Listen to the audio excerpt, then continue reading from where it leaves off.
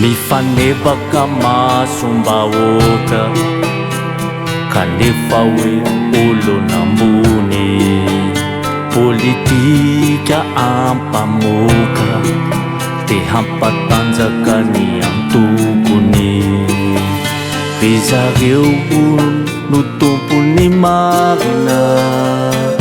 ka fidio oloha laharana tazana mijery mihay mitsinitiny ny vahoaka mahantra miezaka mifidy zay tiny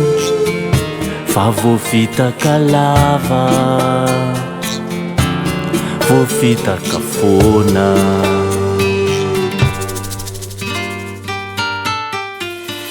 mifanebaka masombahoaka kanefa hoe olonambony politika ampamoaka te hampatanjaka ny antokony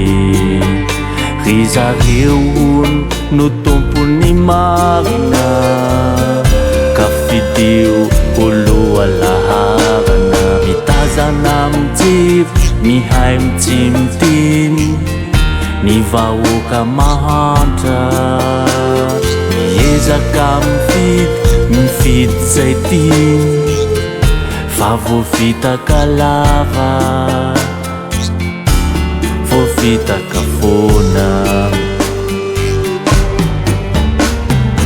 tazana mijery mihay mitsinitiny ny vahoaka mahantra miezaka mifidy zay tiny fa voavitaka lava voavitaka foana